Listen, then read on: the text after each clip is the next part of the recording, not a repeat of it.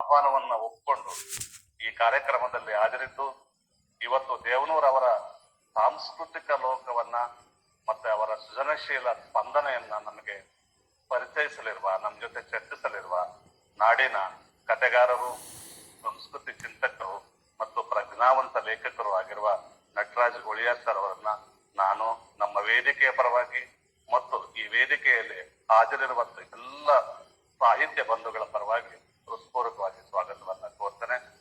ಇನ್ನು ಎರಡನೆಯ ವಿಷಯವನ್ನು ಕುರಿತು ಮಾತನಾಡಿರುವ ಮತ್ತೊಬ್ಬ ಸಂಪನ್ಮೂಲ ವ್ಯಕ್ತಿ ಡಾಕ್ಟರ್ ಹುಲಿಕುಂಟೆ ಮೂರ್ತಿಯವರು ಯುವ ಚಿಂತನೆಯನ್ನೇ ತಮ್ಮ ಪ್ರಧಾನವಾದಂತಹ ಧಾರೆಯಲ್ಲಿ ಇಟ್ಕೊಂಡು ಹೋರಾಟ, ಸಾಹಿತ್ಯ ರಚನೆ ಮತ್ತು ಬೋಧನೆಯಲ್ಲಿ ತೊಡಗಿರುವ ಹುಲಿಕುಂಟೆ ಮೂರ್ತಿಯವರು ಕೂಡ ಈ ವೇದಿಕೆಯಲ್ಲಿರ್ತಾರೆ. ಮತ್ತೆ ಅವರು ಇವತ್ತು ದೇವನೂರವರ ಚಿಂತನೆಯ ಬೆಳಕಲ್ಲಿ ದಲಿತ ಚಳವಳಿಯನ್ನ ನೋಡ್ಲಿದ್ದಾರೆ, ಆ ಬಗ್ಗೆ ಚರ್ಚೆ ಮಾಡಲಿದ್ದಾರೆ.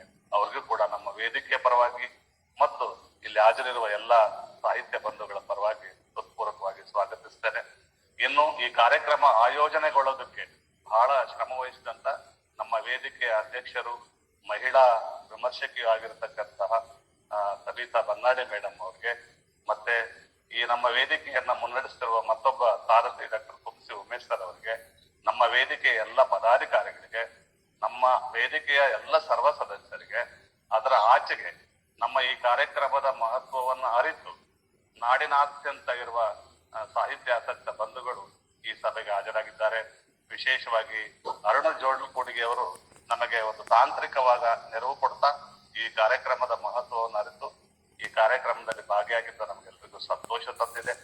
ಅವರಿಗೂ ಮತ್ತೆ ಸಭೆಯಲ್ಲಿ ಹಾಜರಿರುವ ಎಚ್ ಟಿ ಕೃಷ್ಣಮೂರ್ತಿ ಸರ್ ಅವರಿಗೂ ಮತ್ತಿತರ ಎಲ್ಲ ಹಿರಿಯ ಸಾಹಿತ್ಯ ಆಸಕ್ತರಿಗೆ ವಿಶೇಷವಾಗಿ ನಾನು ವೇದಿಕೆಯ ಪರವಾಗಿ ಸ್ವಾಗತವನ್ನು ಕೋರ್ತಾ ಇವತ್ತಿನ ಈ ಸಭೆಯ ಪ್ರಸ್ತಾವನೆಯನ್ನ ಕುಂಸಿ ಉಮೇಶ್ ಅವರು ಮಾಡಬೇಕಾಗಿತ್ತು. ಅವರಿಗೆ ತಾಂತ್ರಿಕ ಕಾರಣದಿಂದ ಇಲ್ಲಿ ಪ್ರವೇಶ ಪಡಲಿಕ್ಕೆ ಸಾಧ್ಯ ಆಗ್ತಿಲ್ಲ. ಹಾಗಾಗಿ ಆ ಜವಾಬ್ದಾರಿಯನ್ನ ಸಬಿತಾ ಮೇಡಮ್ ಅವರು 1-2 ನಿಮಿಷಗಳಲ್ಲಿ ಮಾಡಿ ನಟರಾಜ್ ಸರ್ ಅವರಿಗೆ ಮಾತಾಡ್ಲಿಕ್ಕೆ ಅವಕಾಶ ಮಾಡಿಕೊಡ್ಬೇಕು ಅಂತ ನಾನು ಎಲ್ಲರ ಪರವಾಗಿ ಅತ್ಯಂತ ಪ್ರೀತಿಯಿಂದ ಅವರನ್ನ ಕೋರ್ತೇನೆ. ಇದುವರೆಗೂ ಮಾತಾಡಿದ ಪ್ರಾಸ್ತಾವಿಕ ಸಾಕು. ಇವಾಗ ನಟರಾಜ್ ಹುಳಿಯಾರ್ ಸರ್ ಅವರು ನೇರವಾಗಿ ಮಾತಾಡಲಿ, ಸಮಯ ವ್ಯರ್ಥ ಆಗೋದು ಬೇಡ, ಆಮೇಲೆ ನಾವು ಮಾತಾಡೋಣ. ಇವತ್ತಿನ ನಮ್ಮ ಚರ್ಚೆಯ ವೇದಿಕೆಗೆ ನಾವು ಕೊಟ್ಟ ಶೀರ್ಷಿಕೆ ಬೆನ್ನ ಹಿಂದಿನ ಬೆಳಕು ದೇವನೂರು ಮಹಾದೇವ ಅಂತ. ಈ ವಿಷಯದ ಅಡಿಯಲ್ಲಿ ನಾವು 2 ಮುಖ್ಯ ಉಪ ವಿಷಯಗಳನ್ನು ಇಟ್ಕೊಂಡು ನಾವು ಈ ವೇದಿಕೆ ಚರ್ಚೆಯನ್ನು ಆಯೋಜಿಸಿದ್ವಿ. ಈ ವಿಷಯಗಳಲ್ಲಿ ಮೊದಲನೇ ವಿಷಯ ದೇವನೂರು ಮಹಾದೇವರ ಸಾಂಸ್ಕೃತಿಕ ಲೋಕ, ಸೃಜನಶೀಲ ಸ್ಪಂದನೆ. ಈ ವಿಷಯವನ್ನು ಕುರಿತು ಪ್ರೊಫೆಸರ್ ನಟರಾಜ್ ಹುಳಿಯಾರ್ ಸರ್ ಅವರು ತಮ್ಮ ವಿಚಾರಗಳನ್ನ ಹಂಚಿಕೊಳ್ಬೇಕು ಅಂತ ಅವರನ್ನು ನಾನು ಅತ್ಯಂತ ಪ್ರೀತಿಯಿಂದ ಕೇಳಿಕೊಳ್ತೇನೆ. ಥ್ಯಾಂಕ್ ಯು ಮುತ್ತಯ್ಯನವ್ರೆ. Thank you Mohan and Sabita. ಬಹಳ ಸಂತೋಷದ ವಿಚಾರ, ಯಾಕೆಂದ್ರೆ ದೇವನೂರು ಮಹಾದೇವರು ಇಷ್ಟೇ ಮೊತ್ತದ ಪ್ರಶಸ್ತಿಯನ್ನ, ರೂಪತಂಗ ಪ್ರಶಸ್ತಿಯನ್ನ ತಿರಸ್ಕರಿಸ್ಬಿಟ್ಟಿದ್ರು. ಇದು ಮುತ್ತಯ್ಯನವ್ರು ಹೇಳಿದಾಗ ಇದನ್ನು ಒಪ್ಕೊಳ್ಳೋದ್ರ ಹಿಂದೆ ಒಂದು ದೊಡ್ಡ ಸಾಮಾಜಿಕ ಕಾರಣ ಇದೆ. ಕೇಳಿಸ್ತಾ ಇದೆಯಲ್ಲ ಸರ್? ಕೇಳಿಸ್ತಿದೆ? ಓಕೆ. ಈ ಕನ್ನಡ ಅಧ್ಯಾಪಕಿಯರ ಈ ವೇದಿಕೆ ಇವತ್ತು ಕೂಡ ನಮ್ಮೆಲ್ಲರಿಗೂ ಪ್ರೇರಣೆ ನೀಡುವಂತಹ ಒಂದು ಚಾರಿತ್ರಿಕ ಅಂಶವನ್ನ ನೆನಪಿನಲ್ಲಿಟ್ಟುಕೊಂಡು ಈ ಚರ್ಚೆಯನ್ನು ಶುರು ಮಾಡಬಹುದು ಅಂತ ಕಾಣುತ್ತೆ. ಅದೊಂದು ಹೆಮ್ಮೆಯ ವಿಚಾರ ಕೂಡ. ಯಾಕೆ ಅಂತ ಹೇಳಿದ್ರೆ ಕನ್ನಡ ಸಾಹಿತ್ಯದ ವಲಯ ಎಂತ ದೊಡ್ಡ ಚಾರಿತ್ರಿಕ ಪಲ್ಲಟಗಳನ್ನ ಸೃಷ್ಟಿ ಮಾಡಿದೆ, ಎಂತೆಂತ ತಿರುವುಗಳನ್ನ ಸೃಷ್ಟಿ ಮಾಡಿದೆ ಅನ್ನೋದನ್ನು ಕೂಡ ನಾವಿವತ್ತು ನೆನೆಸ್ಕೊಳ್ತೀವಿ. ಯಾಕೆಂದ್ರೆ ಕರ್ನಾಟಕದ ದಲಿತ ಚಳವಳಿಯನ್ನು ಕಟ್ಟಿದ ಹಲವು ಮಹನೀಯರಲ್ಲಿ, ಬಹಳ ದೊಡ್ಡ ನಾಯಕರ ಒಳಗೆ 3 ನಿಮ್ಥರನೇ ಕನ್ನಡ MA ಮಾಡಿದವರು, ಕನ್ನಡ ಸಾಹಿತ್ಯ ಓದ್ದವರು. ಶ್ರೀಧರ ಕಲಿವೀರ, ಕೋಟ್ಗರಳಿ ರಾಮಯ್ಯ ಅವರೆಲ್ಲ ಬೇರೆ ಬೇರೆ ವಲಯದಿಂದ ಬರ್ತಾರೆ. ಗೋವಿಂದನವರು ಬೇರೆ ಬೇರೆ ವಲಯದಿಂದ ಬರ್ತಾರೆ. ಇಂಥ 100 ಜನ ಚಳುವಳಿ ಕಟ್ಟಿದ್ರಿಂದ ನಾವೆಲ್ಲ ಇವತ್ತು ಈ ಸ್ಥಿತಿನಲ್ಲಿ ಇದ್ದೇವೆ ಅನ್ನೋದನ್ನು ಕೂಡ ನಾವು ನೆನೆಸ್ಕೊಂಡು, ಬಹಳ ಮುಖ್ಯವಾಗಿ ಬಿ ಕೃಷ್ಣಪ್ಪ ಮತ್ತು ಸಿದ್ದಲಿಂಗಯ್ಯನವರು ಕನ್ನಡ ಪ್ರೊಫೆಸರ್ ಆಗಿದ್ರು ಮತ್ತು ದೇವನೂರು ಮಹಾದೇವ ಕನ್ನಡ MA ಮಾಡಿ ಯೂನಿವರ್ಸಿಟಿಲಿ ಎಲ್ಲೂ ಟೀಚ್ ಮಾಡದೇನೆ ಟೀಚ್ ಮಾಡ್ತಾ ಇದ್ದಾರೆ ಮತ್ತು ಕರ್ನಾಟಕಕ್ಕೆ ಇಡೀ ಇವತ್ತಿಗೂ ಟೀಚ್ ಮಾಡ್ತಾ ಇದ್ದಾರೆ. ಅನ್ನೋದನ್ನ ಜ್ಞಾಪಕದಲ್ಲಿ ಇಟ್ಕೊಂಡು ನಾನು ಕೆಲವು ಮಾತುಗಳನ್ನ ಇಲ್ಲಿ ಆಡೋದಕ್ಕೆ ಇಷ್ಟಪಡ್ತೀನಿ. ನನ್ನ ಒಂದು ವೈಯಕ್ತಿಕ ಅನುಭವದಿಂದನೇ ನಾನು ಇದನ್ನು ಹೇಳ್ಬೋದು ಅಂತ ಕಾಣುತ್ತೆ. ನಾನು PUC ಕಾಲದಲ್ಲಿ ಸೈನ್ಸ್ ತಗೊಂಡಿದ್ರಿಂದ ಅದು ಸರಿಯಾಗಿ ಹಿಡಿದೆ, ಲೈಬ್ರರಿ ಹಿಡ್ಕೊಂಡ್ಬಿಟ್ಟಿದ್ದೆ ನಾನು. ಸೊ ಆ ಲೈಬ್ರರಿ ಒಳಗೆ ಮೊದಲನೇ ಬಾರಿಗೆ ದೇವನೂರು ಮಹಾದೇವರ ಪುಸ್ತಕ ದೇವನೂರು ಕಥಾ ಸಂಕಲನ ಸಿಕ್ತು. ಒಂದು ಕಂದು ಬಣ್ಣದ ಹಾರ್ಡ್ ಬೌಂಡ್ ಪುಸ್ತಕ. ಅದ್ರ ಮೇಲೆ ಖಂಡವಿದಕ್ಕೋ ಮಾಂಸವಿದಕ್ಕೋ ಅಂತ ಬರೆದಿತ್ತು. ನಾನು ಟೀನೇಜ್ ನ ಒಬ್ಬ ಸ್ಟೂಡೆಂಟ್. ಅವತ್ತು ಆ ಕೃತಿಯನ್ನ ನಾನು ಓದೋದಕ್ಕೆ ಶುರು ಮಾಡಿದ ಮೇಲೆ ನಾನು ಲೋಕವನ್ನ ನೋಡುವ ಕ್ರಮ ಒಂದು ರೀತಿ ಬದಲಾಗೋದಕ್ಕೆ ಶುರುವಾಯಿತು. ಜಾತಿ ಪದ್ಧತಿ ಅಂದ್ರೆ ಏನು, ಅಸ್ಪೃಶ್ಯತೆ ಅಂದ್ರೆ ಏನು, ಇವೆಲ್ಲ ಹೇಗ್ ನೋಡ್ಬೇಕು ಅನ್ನೋದನ್ನ ದೇವನೂರು ಮಹಾದೇವರ ಆ ಪುಟ್ಟ ಕಥಾ ಸಂಕಲನ ನನಗೆ ಹೇಗೆ ಹೇಳ್ಕೊಟ್ರು, ಹಾಗೆ 50 ವರ್ಷಗಳ ಕಾಲ ಇಡೀ ಕನ್ನಡ ಕಲ್ಚರ್ಗೆ ಅದನ್ನ ಹೇಳ್ಕೊಟ್ಟಿದೆ. ಅದರಲ್ಲೂ ಕೂಡ ಒಂದು ಸಹಜ ಭಾಷೆಯನ್ನ ಸಾಹಿತ್ಯ ಭಾಷೆಗೆ ಕನ್ವರ್ಟ್ ಹೇಗ್ ಮಾಡ್ಬೇಕು ಅಂತ ದಲಿತ ಸಾಹಿತ್ಯಕ್ಕೆ ಮತ್ತು ಬಂಡಾಯ ಸಾಹಿತ್ಯಕ್ಕೆ ಮತ್ತು ಮಹಿಳಾ ಸಾಹಿತ್ಯಕ್ಕೆ ಮುಂದೆ ಬಂದ ಎಲ್ಲಾ ಲೇಖಕಿಯರಿಗೆ ನೋಡಿ ಅದಕ್ಕೂ ವೀರಭದ್ರಪ್ಪನವರ ಬರವಣಿಗೆಯನ್ನ ಬದಲಾವಣೆ ಮಾಡ್ತು, ಅಮರೇಶ್ ನುಗುಡೋಣಿಯವರ ಬರವಣಿಗೆಯನ್ನ ಬದಲಾವಣೆ ಮಾಡುತ್ತೆ, ಮಂಜುನಾಥ್ ಲತಾರ ಕಥೆಯನ್ನ ಬದಲಾವಣೆ ಮಾಡುತ್ತೆ. ಅಂದ್ರೆ ದೇವನೂರು ಮಾರ್ಗ ಯಾಕೆ ಕಥಾ ಮಾರ್ಗ ಮೊದಲನೇದಾಗಿ ಬಹಳ ಮುಖ್ಯ ಕಲ್ಚರ್ ಅಲ್ಲಿ ಅಂದ್ರೆ ಅವರು ಬರೆದ ಲೇಖಕರು ಹೌದು, ಬರೆಸಿದ ಲೇಖಕರು. ನಾವು ಸಾಹಿತ್ಯ ಚರಿತ್ರೆಯಲ್ಲಿ ನೋಡ್ತೀವಿ, ಯಾರು ಮಾರ್ಗ ಪ್ರವರ್ತಕ ಲೇಖಕರಾಗ್ತಾರೆ ಅವರು ಬರೆಸ್ತಾ ಇರ್ತಾರೆ. ಯಾರು ಬರೆಸ್ತಾರೆ ಅವರು ಮುಂದುವರಿತಾರೆ, ಯಾರು ಬರೆಸ್ತಾರೆ ಅವರು ಬೆಳೀತಾ ಹೋಗ್ತಾರೆ. ಇದು ದೇವನೂರು ಮಹಾದೇವರ ಒಂದು ಮುಖ್ಯವಾದ ಕೊಡುಗೆ ಅಂತ ನಾನು ಅನ್ಕೊಂಡಿದ್ದೀನಿ. ತಮ್ಗೆಲ್ಲ ಗೊತ್ತಿದೆ, ದೇವನೂರು ಮಹತ್ವಾಕಾಂಕ್ಷೆಯಿಂದ ಹಾಗೆ ಮಾಡಿದ್ರು ಅಥವಾ ಕಾಲವೇ ಅವ್ರನ್ನ ಹಾಗೆ ಮಾಡಿಸ್ತೋ ಗೊತ್ತಿಲ್ಲ. ಆದ್ರೆ ಅವ್ರು ಯಾವುದೇ ನಾನು ಲಿಟ್ರರಿ ಇದನ್ನ ಒತ್ತು ಯಾಕೆ ಕೊಡ್ತಾ ಇದ್ದೀನಿ ಅಂತ ಹೇಳಿದ್ರೆ, ನಾವು ಕನ್ನಡ ಅಧ್ಯಾಪಕಿಯರ ಈ ಪುಟ್ಟ ಒಳಗೆ ಲಿಟ್ರೇಚರ್ ಏನ್ ಮಾಡ್ತು, ಲಿಟ್ರೇಚರ್ ಯಾವ ರೀತಿ ದೇವನೂರು ಅವರು ಫಾರ್ಮ್ ಮಾಡ್ಕೊಂಡು ಅನ್ನೋದನ್ನು ಸರಿ ನೋಡ್ತಾರೆ. ಎಲ್ಲಿ ಅವರು ಶುರು ಮಾಡಿದ್ರು ಹೊಸ ಫಾರ್ಮ್ ಓಪನ್ ಮಾಡ್ತಾರೆ, ಹೊಸ ಮಾರ್ಗ ಓಪನ್ ಮಾಡ್ತಾರೆ. ಅವರು ಪಂಚಮದಲ್ಲಿ ಬರೆಯೋದಕ್ಕೆ ಶುರು ಮಾಡಿದ್ರೆ ಗದ್ಯದ ಒಂದು ರೀತಿಯನ್ನ ಶುರು ತಾರುಣ್ಯ ಸಮುದಾಯದ ನೋವನ್ನು ಹೇಗೆ ಹೇಳ್ಬೇಕು, ಯಾವ ಭಾಷೆನಲ್ಲಿ ಹೇಳ್ಬೇಕು ಅನ್ನೋದನ್ನ ಪಂಚಮದಲ್ಲಿ ನಮ್ಗೆ ಕೊಡೋದಕ್ಕೆ ಶುರು ಮಾಡಿ. ಹಾಗೇನೆ ಹೀರೋ ಅಂತ ಇಲ್ಲದೇನೆ ಕಾದಂಬರಿ ಬರಿಬಹುದು ಅಂತ ನಮಗೆ ತೋರಿಸ್ಕೊಂಡ.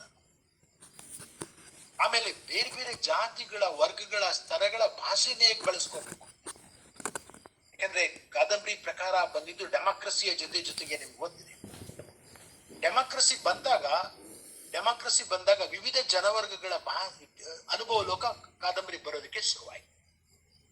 ಇಡೀ ಜಗತ್ತಿನಲ್ಲಿ ಏನಾಯ್ತು, ಕಾದಂಬರಿಯನ್ನು ಬರೆಯುವ ಕಾದಂಬರಿಕಾರ್ತಿ ಅಥವಾ ಕಾದಂಬರಿಕಾರ ಈ ಜನವರ್ಗಗಳನ್ನ ರೆಪ್ರೆಸೆಂಟ್ ಮಾಡ್ತಾರೆ. ನೋಡಿ, ಅವ್ರು ಈಗ ಮಾತಾಡ್ತಾರೆ, ಅವ್ರು ಈಗ ಅನ್ನಿಸ್ತಾ ಇದೆ, ಅವ್ರು ಈಗ ಅನ್ನಿಸ್ತಾ ಇದೆ, ಅವ್ರು ಬಂಡೆದಿದ್ದಾರೆ.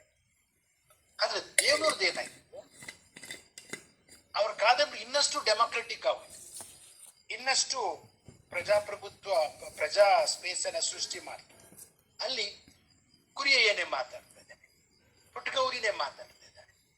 ಆ ಕುರಿಯಯ್ಯನ ಮಾತು ಒಂಥರ, ಪುಟ್ಟಗೌರಿ ಮಾತು ಒಂಥರ, ಅಕ್ಕಮಹಾದೇವನ ಮಾತು ಒಂಥರ, ಅಮಾಸಂದ್ ಒಂಥರ, ಬಸಪ್ಪ ಸ್ವಾಮಿದು ಒಂಥರ.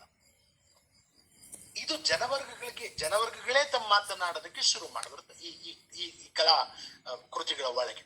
ಇದು ದೇವನೂರು ಮಹಾದೇವ ಸೃಷ್ಟಿ ಮಾಡಿಕೊಂಡ ಒಂದು ವಿಶಿಷ್ಟವಾದ ಒಂದು ಫಾರ್ಮ್ ಅಂತ ಕಾಣುತ್ತೆ. ಇವ್ರು ಮಾತಾಡಿದ್ರಿಂದ ಈ ಜನಗಳ ಬಾಯಿಗೆ ಮತ್ತೆ ಇದಕ್ಕೂ ಡೆಮೋಕ್ರಸಿಗೆ ಏನ್ ಸಂಬಂಧ ಅಂತ ನಾನು ಹೇಳಕ್ ಪ್ರಯತ್ನ ಮಾಡ್ತೀನಿ. ದೇವನೂರು ಮಹಾದೇವ ಅವರು ಭಾಗಿಯಾದ ಚಳುವಳಿಗೂ ಅವ್ರ ಸಾಹಿತ್ಯ ಕೃತಿಗಳೊಳಗೆ ಈ ಎಲ್ಲ ಜನವರ್ಗಗಳು ಮಾತಾಡ್ತಿರೋ ಕ್ರಮಕ್ಕೂ ಒಂದು ಸಂಬಂಧ ಐತಿ. ಅದಕ್ಕೆ ನಮ್ಗೆ ಸಾಹಿತ್ಯದ ಸ್ಟೂಡೆಂಟ್ಸ್ ಆಗಿ ನಮ್ಗೊಂದು ನಂಬಿಕೆ ಇರಬೇಕು. ಏನಂತ ಹೇಳಿದ್ರೆ, ಯಾಕಂದ್ರೆ ಸಾಹಿತ್ಯ ಟೀಚ್ ಮಾಡೋರಲ್ಲಿ ಒಂದು ರೀತಿಯ ಸಿನಿಕ್ಸಿಸಮ್ ಬರುವ ಸಂದರ್ಭ ಹೆಚ್ಚು ಕಾಣ್ತಾ ಇದೆ. ಸೊ ಆ ಸಂದರ್ಭದಲ್ಲಿ ನಾವು ಯಾವ್ದನ್ನ ನೋಡ್ಬೇಕಂತ ಹೇಳಿದ್ರೆ, ನೋಡಿ, ಸಾಹಿತ್ಯ ಯಾವಾಗಲೂ ಮುನ್ನೋಟವನ್ನ ಮಂಡಿಸ್ತಾ ಇರುತ್ತೆ. 70ರ ದಶಕದಲ್ಲಿ ದೇವನೂರು ಮಹಾದೇವರು ಇವರೆಲ್ಲರೂ ಮಾತಾಡೋದಕ್ಕೆ ಶುರು ಮಾಡಿದಾಗ ಇವ್ರ ಕೃತಿ ಅಂತ ಅದು ಮಗೊಳ್ಳಿ ಗಣೇಶರ ಕೃತಿನಲ್ಲೂ ಮಾತಾಡಿರ್ಬೋದು, ಉಳಿದವರ ಕೃತಿಗಳಲ್ಲೂ ಮಾತಾಡಿರ್ಬೋದು, ಸರಸ್ವತಿಯವರ ಕೃತಿಗಳಲ್ಲೂ ಮಾತಾಡಿರ್ಬೋದು. ಇವರೆಲ್ಲರೂ ಮಾತಾಡೋದಕ್ಕೆ ಶುರು ಮಾಡಿದಾಗ ಮುಂದೆ ಸೊಸೈಟಿ ಒಳಗೆ ಡೆಮಾಕ್ರಸಿ ಒಳಗೆ ಇವ್ರಿಗೆ ಮಾತು ಬರೋದಕ್ಕೆ ಶುರು. ಸೊ ಅದಕ್ಕೇನೆ ಸಾಹಿತ್ಯ ಯಾವಾಗ್ಲೂ ಮುನ್ನೋಟ ಕೊಡ್ತಾ ಇರುತ್ತೆ ಅನ್ನೋದ್ರ ಬಗೆಗೆ ನಮ್ಗೆ ನಂಬಿಕೆ ಇರಬೇಕು. ಸಾಹಿತ್ಯ ವಿಷನರಿ, ಸಾಹಿತ್ಯ ದಾರ್ಶನಿಕ, ಇಡೀ ಸಾಹಿತ್ಯ ರಚನೆಯ ಕ್ರಮವೇ ದರ್ಶನ, ದಾರ್ಶನಿಕ, ಮುನ್ನೋಟ ಅನ್ನೋದ್ರ ಬಗ್ಗೆ ನಮ್ಗೆ ಒಂದು ಕಲ್ಪನೆ, ಒಂದು ನಂಬಿಕೆ ಇರಬೇಕು. ಸಾಹಿತ್ಯ ಟೀಚ್ ಮಾಡ್ಬೇಕಾದ್ರೆ ನನ್ ಮಮ್ಗೂಸು ರಾಜ್ಯಭಾರ ಮಾಡುವ ಕಾಲ ಬರ್ಲಿ ಅಂತ ಕನಸು ಕಾಣ್ತಾ ಇದ್ದಾಳಲ್ಲ ಸಾಕವ್ವ, ಅವಳ ಮಮ್ಗೂಸು ಮಾಯಾವತಿ ಅಲ್ಲೆಲ್ಲೋ ಆಕೆ ರಾಜ್ಯಭಾರವನ್ನ ಮಾಡೋದಕ್ಕೆ ಶುರು ಮಾಡ್ತಾರೆ. ಇದು ದೇವನೂರು ಮಹಾದೇವ್ ಒಂದು ಕಾಲಕ್ಕೆ ಕಂಡುಕೊಂಡ ಸಾಹಿತ್ಯ ಕೃತಿಗಳ ಮೂಲಕ ಕಂಡುಕೊಂಡ ಒಂದು ಮುನ್ನೋಟ ಅಂತ ನಾನು ಅಂದುಕೊಂಡೆ.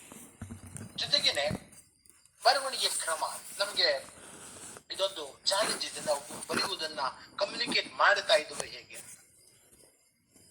ದೇವನೂರು ಮಹಾದೇವ ಕನ್ನಡ ಓದಬಲ್ಲ ಇಡೀ ಸಮುದಾಯಕ್ಕೆ ತಲುಪಿಸೋದು ಹೇಗೆ ಅವರು ಬರೆಯೋದಕ್ಕೆ ಶುರು ಮಾಡಿ. ಅದರಲ್ಲೂ ಕೂಡ ಇದೇ ಈಗ ಅಕ್ಷರ ಕಲಿತ ಸಮುದಾಯಗಳು ತಮ್ಮ ಭಾಷೆಗೆ ಹತ್ತಿರವಾದ ಭಾಷೆಯನ್ನ ಅವು ಸರಿಯಾಗಿ ಕೇಳಿಸ್ಕೊಳ್ತಾವ. ಯಾಕಂದ್ರೆ ನಿಮ್ಮ ಮಾತನ್ನ ಒಂದು ರೆಡಿಮೇಡ್ ವರ್ಗಕ್ಕೆ ನೀವು ಹೇಳೋದಕ್ಕೆ ಶುರು ಮಾಡಿದ್ರೆ ಅದು ಹೆಚ್ಚಿನ ಬದಲಾವಣೆ ಆಗೋದಿಲ್ಲ. ಲಾರ್ಜರ್ ಕಮ್ಯುನಿಟಿಗೆ ತಲುಪಬೇಕು. ಕುವೆಂಪು ಈ ಪ್ರಯತ್ನ ಮಾಡ್ತಾರೆ, ಲಂಕೇಶ್ ಈ ಪ್ರಯತ್ನ ಮಾಡ್ತಾರೆ, ತೇಜಸ್ವಿ ಪ್ರಯತ್ನ ಮಾಡ್ತಾರೆ. ದೇವ್ರು ಅದನ್ನ ಬಹಳ ಮುಖ್ಯವಾಗಿ ಮಾಡೋದಕ್ಕೆ ಶುರು ಮಾಡ್ತಾರೆ. ಅಂದ್ರೆ ದೇವ್ನೂರು ಪ್ರಯೋಗಶೀಲ ಅಂತ ಹೇಳಿದ್ರೆ ಅದು ಬಹಳ ಸರಳವಾಗಿ ಹೇಳ್ದಂಗ. ಅವ್ರು ಹುಡುಕಾಟ ಮಾಡ್ತಾರೆ, ಅವ್ರ ಅನ್ವೇಷಣೆ ಮಾಡ್ತಾರೆ, ಯಾವುದು ತಲುಪುತ್ತೆ. ಆದ್ರೆ ಈಗ ತಲುಪುವ ಮುನ್ನ ಯೋಚನೆ ಮಾಡ್ತಾ ಇರೋದು ಇದು ಆನೆಸ್ಟೋ ಡಿಸಾನೆಸ್ಟ್, ಇದು ಪ್ರಾಮಾಣಿಕವೋ ಅಪ್ರಾಮಾಣಿಕವೋ. ಸೊ ಅದಕ್ಕೇನೆ ಅವರು ಕತೆ ಬರೀಲಿ, ಕಾದಂಬರಿ ಬರೀಲಿ, ಅವ್ರ ಭಾಷಣ ನೋಡಿ, ಭಾಷಣ ಕೂಡ ಅವ್ರು ಓದ್ಕೊಂಡು ಬರ್ಕೊಂಡು ಬಂದು ಓದ್ತಾರ. ಚಳುವಳಿ ಮಾಡ್ಲಿ, ಎಲ್ಲದರಲ್ಲೂ ಒಂದು ವ್ಯಕ್ತಿತ್ವ ಸಮಗ್ರವಾಗಿ ತೊಡಗಿದೆ. ಇದೊಂದು ವಿಚಿತ್ರವಾದ ಮತ್ತು ವಿಶೇಷವಾದ ಒಂದು ಇಂಟಿಗ್ರಿಟಿ, ಇದೊಂದು ಅಖಂಡವಾದ ಸಂವೇದನೆ ಅಂತ ನನಗೆ ಅನ್ಸುತ್ತೆ. ಇಡೀ ದೇವನೂರು ಮಹಾದೇವರ ಒಟ್ಟು ಮಾತು, ಕ್ರಿಯೆ, ಬರವಣಿಗೆ, ಚಳುವಳಿ, ಅವರ ಸ್ಪಂದನೆ ಎಲ್ಲ ನೋಡ್ತಾ ಇದ್ರೆ ಅವರ ಇಡೀ ಆಳದಲ್ಲಿರೋದು ಅಂಬೇಡ್ಕರ್ ಅವರ ಆರಂಭದಲ್ಲಿ ಏನ್ ಮಾಡಿದ್ರು, how to understand this caste system and how to eradicate it. ಭಾರತವನ್ನ ನಿಯಂತ್ರಿಸ್ತಾ ಇರುವ ಜಾತಿ ಪದ್ಧತಿಯನ್ನ ಅರ್ಥ ಮಾಡಿಕೊಳ್ಳುವುದು ಹೇಗೆ, ವಿವರಿಸುವುದು ಹೇಗೆ, ಗ್ರಹಿಸುವುದು ಹೇಗೆ, ಇದನ್ನ ವಿನಾಶ ಮಾಡುವುದು ಹೇಗೆ ಅಂತ ಅಂಬೇಡ್ಕರ್ ಅವರು ಹೇಗೆ ಒಂದು ದೊಡ್ಡ ಥಿಯರಿಯನ್ನು ಕಟ್ಟಿ ಚಳವಳಿಗೆ ಹೇಳಿದ್ರು, ಹಾಗೆ ದೇವನೂರು ಮಹಾದೇವ್ ಅವರು ಕೂಡ ಇಡೀ ಜಾತಿ ಪದ್ಧತಿ ಹೇಗೆ ಭಾರತೀಯ ಮನುಷ್ಯನನ್ನ ನಿರ್ಮಾನವೀಕರಣ ಮಾಡಿದೆ, ಭಾರತೀಯ ಗಂಡು ಹೆಣ್ಣುಗಳ ವರ್ತನೆ ಹೇಗೆ ನಿಯಂತ್ರಿಸ್ತಾ ಇದೆ, ಅವರ ಭಾಷೆನ ಹೇಗೆ ನಿಯಂತ್ರಿಸ್ತಾ ಇದೆ, ಅವ್ರ ನೋಟವನ್ನ ಹೇಗೆ ನಿಯಂತ್ರಿಸ್ತಾ ಇದೆ, ಇದರಿಂದ ದಮನ ಆಗ್ತಾ ಇರುವ ಸಮುದಾಯಗಳನ್ನ ಬಿಡಿಸೋದು ಹೇಗೆ, ಅದ್ರ ಮಾರ್ಗ ಏನು ಅಂತ ಅದು ಹುಡುಕ್ತಾ ಇದೆ. ಅದಕ್ಕೇನೆ ಕರ್ನಾಟಕದ ಚರಿತ್ರೆಯ ಒಂದು ಘಟ್ಟ ದೇವನೂರು ಮಹಾದೇವ್ ತರ ಸಂಕೋಚದ ವ್ಯಕ್ತಿಯಂತೆ ಕಾಣುವ ವ್ಯಕ್ತಿಯನ್ನ ನಾಯಕನನ್ನಾಗಿ ಸೃಷ್ಟಿ ಮಾಡಿ. ಇದ್ರ ಮೂಲಕ ನಾನು ಹೇಳೋದಕ್ಕೆ ಪ್ರಯತ್ನ ಮಾಡ್ತಿದ್ದೀನಿ ಅಂತ ಹೇಳಿದ್ರೆ, ದೇವನೂರು ಮಹಾದೇವ ಅನ್ನುವ ವ್ಯಕ್ತಿಯ ಕೃತಿ, ಚಿಂತನೆ, ಕ್ರಿಯೆಗಳು ಒಂದು ಕಾಲದ ಸೃಷ್ಟಿ. ಇದೇ ದೊಡ್ಡ ಮಾತಲ್ಲ, ಎಲ್ಲರಿಗೂ ಹೇಳ್ಬೋದು, ಅನ್ವಯಿಸ್ಬೋದು. ಆದ್ರೆ ಇದೊಂದು ವಿದ್ಯಮಾನಗಳ ಸೃಷ್ಟಿ, ಕಾಲದ ವಿದ್ಯಮಾನಗಳ ಸೃಷ್ಟಿ ಅಂತ ಕರೆಯೋದಕ್ಕೆ ಇಷ್ಟಪಡ್ತೀನಿ. ಯಾಕೆ ಅಂತ ಹೇಳಿದ್ರೆ 20ನೇ ಶತಮಾನದ ಕೊನೆ ಭಾಗದಲ್ಲಿ, ಕೊನೆ 25 ವರ್ಷಗಳಲ್ಲಿ ಅವರು ಪಂಚಮದಲ್ಲಿ ಬರೀತಾ ಜಾತಿಯ ದಮನ ಹೇಳ್ತಾ ಇದ್ರು, ಕಥೆಗಳಲ್ಲಿ ಅದನ್ನು ಹೇಳ್ತಾ ಇದ್ರು, ಜಾತಿ ಪದ್ಧತಿಯನ್ನು ಅರ್ಥ ಮಾಡ್ಕೊಳ್ಳೋಕೆ ಪ್ರಯತ್ನ ಮಾಡ್ತಾ ಇದ್ರು. ಮತ್ತು 21ನೇ ಶತಮಾನದ ಮೊದಲ ಭಾಗದಲ್ಲಿ, ಮೊದಲ 25 ವರ್ಷಗಳಲ್ಲಿ RSS ನ ಆಳ ಆಗಲ ಅನ್ನೋ ಪುಸ್ತಕ ಬರೆದಾಗ ಅದು ಕೋಮುವಾದದ ದಮನ. ಯಾಕಂದ್ರೆ ಭಾರತದಲ್ಲಿ ಜಾತೀಯತೆ ಕೋಮುವಾದವಾಗಿ ಪರಿವರ್ತನೆ ಆಗುವ ಕ್ರಮವನ್ನು ಅಂಬೇಡ್ಕರ್ ಅವರಿಂದ ಹಿಡಿದು ಮಹಾದೇವ್ ಅವರ ಬಗ್ಗೆ ಅರ್ಥ ಮಾಡ್ಕೊಳ್ಳೋದಕ್ಕೆ ಪ್ರಯತ್ನ ಮಾಡ್ತಿದ್ರೆ, ಕೋಮುವಾದದ ಹಲ್ಲು ಉಗುರುಗಳು ಬೇರೆ ಇವೆ ಅನ್ನೋದು ಬೇರೆ ಪ್ರಶ್ನೆ. ಸೊ ಈ ಪುಸ್ತಕವನ್ನು ಅವರು ರೂಪಿಸಿದ್ದಾರೆ. ಅಂದ್ರೆ ಒಬ್ಬ ಪಬ್ಲಿಕ್ ಇಂಟೆಲೆಕ್ಚುಯಲ್ ಆಗಿ ಕಾಲ ಏನನ್ನ ತನ್ನಿಂದ ಬೇಡ್ತಾ ಇದೆ, ಕಾಲ ತುಂಬಾ ಕಾಲ ತುಂಬಾ ಆಳವಾಗಿ ನನ್ನಿಂದ ಏನ್ ಬೇಡ್ತಾ ಇದೆ ಅದನ್ನ ಮಾಡುವ ಕೆಲಸಕ್ಕೆ ಅವ್ರು ಇಳಿತಾ ಇದ್ದಾರೆ. ಇದನ್ನ ನಾನು ಪ್ರಜ್ಞಾಪೂರ್ವಕವಾಗಿ ಹೇಳಿದ್ರು ಅಂತ ಹೇಳೋದಕ್ಕೆ ನನ್ನಲ್ಲಿ ಪುರಾವೆಗಳಿಲ್ಲ. ಆದ್ರೆ ಕಾಲ ಅವ್ರನ್ನ ಡಿಮಾಂಡ್ ಕೊಟ್ಟು, ಆದ್ರೆ RSS ಆಳ ಆಗಲ್ಲ ಅಂತ ಬರೆದಾಗ ದೇವನೂರು ಮಹಾದೇವ ತಮ್ಮ ವ್ಯಕ್ತಿತ್ವದ ಒಂದು ಮೂಲ ಗುಣವನ್ನ ಮೀರಿದ್ದಾರೆ ಅಂತ ನನಗೆ ಅನ್ನಿಸ್ತು. ಏನಂತ ಹೇಳಿದ್ರೆ, ಅವ್ರು ಎಂದು ವಾದವನ್ನ ರೂಪಿಸುವಲ್ಲ, ಇದರಲ್ಲಿ ಒಂದು ವಾದವನ್ನು ರೂಪಿಸೋದಕ್ಕೆ ಪ್ರಯತ್ನ ಮಾಡಿದ್ದಾರೆ. ಇದು ಮಹಾದೇವರ ರೆಗ್ಯುಲರ್ ಕ್ರಮ ಅಲ್ಲ. ಇದನ್ನ ನಾನು ಸರಿ ತಪ್ಪು ಅಂತ ಹೇಳ್ತೀನಿ. ಅದನ್ನು ಕೂಡ ಒಂದು ಕಾಲ ವಹಿಸಿದ ಜವಾಬ್ದಾರಿ ಮತ್ತು ಕಾಲದ ಒತ್ತಡ ಅಂತ ನಾನು ತಿಳ್ಕೊಂಡಿದ್ದೀನಿ. ಸೊ ಈ ಮೊದಲ ಭಾಗದಲ್ಲಿ ನಾನು ಹೇಳಕ್ ಪ್ರಯತ್ನ ಮಾಡ್ತಾ ಇರೋದು, ದೇವರೂರು ಮಹಾದೇವ ಅನ್ನೋದು ಕನ್ನಡ ಸಂಸ್ಕೃತಿಯ ಒಂದು ಸೃಷ್ಟಿ, ಅದೊಂದು ವಿದ್ಯಮಾನ, ಅದೊಂದು ಫೆನಾಮಿನಲ್, ಅದು ಕಾಲದ ಸೃಷ್ಟಿ ಅನ್ನೋದನ್ನ ಗಮನದಲ್ಲಿ ಇಟ್ಕೊಂಡು ಮತ್ತೆ ನಾವು ಅವ್ರ ಕೃತಿಗಳಿಗೆ ವಾಪಸ್ ಆಗ್ಬೇಕು ಅಂತ ಕಾಣುತ್ತೆ. ನಾವೆಲ್ಲ ಟೀಚರ್ಸ್ ಆಗಿ ದೇವರೂರು ಕೃತಿಗಳನ್ನ ಟೀಚ್ ಮಾಡ್ತೀವಿ. ನಾವೆಲ್ಲರೂ ಕನ್ನಡ ಸಂಸ್ಕೃತಿಯಲ್ಲಿ ಮತ್ತು ನಮ್ಮ ಇದರಲ್ಲಿ ಪಠ್ಯವಲಯದಲ್ಲಿ ದೇವರೂರು ಮಹಾದೇವ್ ಹೇಗಿದ್ದಾರೆ ಅಂತ ಹೇಳಿದ್ರೆ, ಅವ್ರಿಲ್ಲದ ಯಾವ ಕನ್ನಡ ಟೆಕ್ಸ್ಟ್ ಬುಕ್ ಇರೋದಕ್ಕೆ ಸಾಧ್ಯನೇ ಇಲ್ಲ. ಅಂದ್ರೆ ಎಲ್ಲಾದ್ರೂ ಒಂದ್ ಕಡೆ ಇರ್ಲೇಬೇಕು, ಎಲ್ಲಾ ಯೂನಿವರ್ಸಿಟಿಗಳಲ್ಲಿ ಇರಬೇಕು ಅನ್ನೋದು ಕಳೆದ 50 ವರ್ಷಗಳಲ್ಲಿ ಈ ರೀತಿಯ ಸಾಹಿತ್ಯ ಸಾಧಿಸಿದ ಒಂದು ಮೈಲಿಗಲ್ಲು ಅಂತ ಕೂಡ ನಾವು ತಿಳ್ಕೊಂಡಿದೀವಿ. ಅವ್ರನ್ನ ನಾವು ಟೀಚ್ ಮಾಡ್ತಾ ಇದ್ವಿ. ಟೀಚ್ ಮಾಡ್ಬೇಕಾದ್ರೆ ನಾನು ಒಬ್ಬ ಟೀಚರ್ ಆಗಿ ದೇವರೂರು ಮಹಾದೇವ ಆ ರೀತಿಯ ರೈಟರ್ಸ್ ನ ಟೀಚ್ ಮಾಡುವವನಾಗಿ ನಿಮಗೆ ಒಂದು ಸಜೆಷನ್ ಏನ್ ಕೊಡ್ತಾ ಇದೀನಿ ಅಂತ ಹೇಳಿದ್ರೆ, ದೇವರೂರು ಮಹಾದೇವರಲ್ಲಿ ಅವರ ಫಾರ್ಮ್ ಆಕೃತಿ, ಕೃತಿಯ ಆಕೃತಿ ಮತ್ತು ವಸ್ತು ವಿಷಯ ಇವನ್ನ ಬಿಡಿಸಿ ನೋಡಬಾರ್ದು. ಯಾಕೆಂದ್ರೆ ಇಡೀ ಫಾರ್ಮ್ ಕಂಟೆಂಟ್ ಒಟ್ಟಿಗೆ ನೋಡಿದ್ರೆ ಮಾತ್ರ ದೇವರೂರು ಮಹಾದೇವ ನಿಮ್ಗೆ ಆ ಸಿಟ್ಟು ದಕ್ಕೋದು ಅಂತ ನಾನು ತಿಳ್ಕೊಂಡಿದ್ದೀನಿ. ಯಾಕೆಂದ್ರೆ ಕುಸುಂಬಾಲೆ ಕಥೆನ ಅವ್ರಾಗ್ಲೇ ಹೇಳ್ಬಿಟ್ಟಿದ್ರೆ, ಶೋನಲ್ಲಿ ಹೇಳ್ಬಿಟ್ಟಿದ್ರು. ಕತೆಗೋಸ್ಕರ ಹೇಳ್ಬೇಕಾದ್ದಿಲ್ಲ, ಕತೆಗೋಸ್ಕರ ಅದನ್ನ ಓದ್ಬೇಕಾದಿಲ್ಲ, ಅವ್ರು ಹೇಳ್ಬಿಟ್ಟಿದ್ದಾರೆ. ಆದ್ರೆ ಅಲ್ಲಿ ಕಾಲದ ವಿದ್ಯಮಾನಗಳನ್ನ ಯಾರು ಯಾವ ಭಾಷೆಯಲ್ಲಿ, ಯಾವ ಬೆಳಕಿನಲ್ಲಿ, ಯಾವ ಸ್ತರದಲ್ಲಿ ಮತ್ತು ಯಾವ ದಿಕ್ಕಿನಿಂದ ಹೇಳ್ತಾ ಇದ್ದಾರೆ ಅನ್ನೋದ್ರ ಮೂಲಕ ವಿವಿಧ ಸತ್ಯಗಳು ಎಮರ್ಜ್ ಆಗುತ್ತೆ. ಇದನ್ನ ಮಿಲನ್ ಕುಂದೇರಾ ಅಂತ ಜೆಕೋಸ್ಲೋವಾಕಿಯನ್ ರೈಟರ್ ಪಾಲಿಫೋನಿಕ್ ವಾಯ್ಸ್ ಅಂತ ಕರೀತಾರೆ, ಬಹುಧ್ವನಿಗಳು. ಅಫ್ಕೋರ್ಸ್ ಕಾದಂಬರಿಗಳಲ್ಲಿ ಕಾದಂಬರಿ ಅಕಾಮಡೇಟ್ ಮಾಡೋದೇ ಬಹುಧ್ವನಿ. ನಾವು ಆರ್ಗ್ಯುಮೆಂಟ್ ಮಾಡಿದಾಗ ನಾವ್ ಏನೇ ಆರ್ಗ್ಯುಮೆಂಟ್ ಡೆಮಾಕ್ರೆಟಿಕ್ ಆಗಿ ಮಾಡಿದ್ರು ಏಕಧ್ವನಿಯನ್ನ ಹೊರಡಿಸ್ತೇವೆ. ಆದ್ರೆ ನಾವೆಲ್, ಕಾದಂಬರಿ ಅಥವಾ ಒಂದು ಕತೆ ಅದು ಡೆಮಾಕ್ರೆಟಿಕ್ ಅದ ಫಾರ್ಮ್ ಆದ್ರಿಂದ, ಡೆಮಾಕ್ರಸಿಯ ಜೊತೆಗೆ ಹುಟ್ಟಿದ ಫಾರ್ಮ್ ಆಗಿರೋದ್ರಿಂದ ಅದು ಹಲವು ವಿದ್ಯಮಾನಗಳನ್ನ ಹಲವರು ಹೇಳೋದನ್ನ ಹೇಗೆ ಪ್ರೆಸೆಂಟ್ ಮಾಡ್ಬೇಕು ಅನ್ನೋದನ್ನ ಇಲ್ಲಿ ನಾನು ಮಹಾದೇವರ ಕೃತಿಗಳಲ್ಲಿ ನೋಡ್ತೀವಿ. ಮತ್ತೆ ಈ ಪ್ರಶ್ನೆನ ಇನ್ನ ಸ್ವಲ್ಪ ವಿವರವಾಗಿ ತಗೋತೀನಿ ಅಂತ ಹೇಳಿದ್ರೆ, ಆ ಮಹಾದೇವರ ಎಸ್ಪೆಷಲಿ ಕುಸುಂಬಾಲೆಯಲ್ಲಿ ಓಡಲಾಡ್ತಾರೆ. ಆ ನೆರೆಟಿವ್ ಫಾರ್ಮ್ ಹೇಗ್ ನುಡಿಯುತ್ತೋ ಹಾಗೆ ಅದನ್ನ ನಾವು ನೋಡ್ಬೇಕು. ಯಾಕಂದ್ರೆ ನೀವು ಭಾಷೆ ಇದೆಯಲ್ಲ, ಅದು ಯಾವ ಆಕಾರಕ್ಕೆ ಯಾವ ಆಕೃತಿಯೊಳಗೆ ಹೇಗೆ ಆಕಾರ ಪಡೆಯುತ್ತೆ ಅನ್ನೋದು ಬಹಳ ಮುಖ್ಯ. ನೀರು ಹೇಗೆ ವಿವಿಧ ಪಾತ್ರಗಳಲ್ಲಿ ವಿವಿಧ ಆಕಾರಗಳನ್ನ ಪಡೆಯುತ್ತೋ, ಭಾಷೆ ಕೂಡ ಅದು ಪದ್ಯದೊಳಗೊಂದು ಆಕಾರ, ಗದ್ಯದೊಳಗೊಂದು ಆಕಾರ, ಹಾಗೆ ಕಾದಂಬರಿಯೊಳಗೊಂದು ಆಕಾರ, ಈ ರೀತಿ ಅದು ಪಡೆಯುತ್ತಾ ಇದೆ. ದೇವನೂರು ಕೃತಿಗಳನ್ನ ನೀವು ಓದಬೇಕಾದ್ರೆ, ಗದ್ಯ ಕೃತಿಯನ್ನು ಓದಬೇಕಾದ್ರೂ ಕೂಡ ಅದನ್ನ ಪೊಯಿಟ್ರಿ ತರ ಓದಿದ್ರೆ, ಅದನ್ನ ಕಾವ್ಯದ ತರ ಓದಿದ್ರೆ ಬೇರೆ ಬೇರೆ ಸ್ತರಗಳ ಅರ್ಥಗಳು ಕಾಣ್ತಾ ಹೋಗ್ತವೆ. ಆಗ ನಾವು ದೇವನೂರು ಮಹಾದೇವರ ಎಸೆನ್ಸ್ ಅನ್ನ, ಸತ್ವವನ್ನ ಮತ್ತೆ ಬೇರೆ ಬೇರೆ ರೀತಿ ನಾವು ವಿಸ್ತರಿಸ್ತಾ ಹೋಗ್ಬೋದು. ದೇವನೂರು ಮಹಾದೇವರ ರೀಡಿಂಗ್ ಇದೆಯಲ್ಲ, ಅದು ಒಂದ್ಸರಿ ಮುಗಿಯೋದಿಲ್ಲ, ವಾಪಸ್ ಹೋಗ್ಬೇಕು. ಇದು ಅರ್ಥ ಆಗ್ಲಿಲ್ಲ ಅಂತ ಎಲ್ಲರಿಗೂ ಎಲ್ಲ ಕೃತಿಗಳು ಕೂಡ ಒಂದು ಸ್ತರದಲ್ಲಿ ಒಂದು ರೀತಿ ಅರ್ಥ ಆಗುತ್ತೆ, ಇನ್ನೊಂದು ಸ್ತರದಲ್ಲಿ ಇನ್ನೊಂದು ರೀತಿ ಅರ್ಥ ಆಗುತ್ತೆ.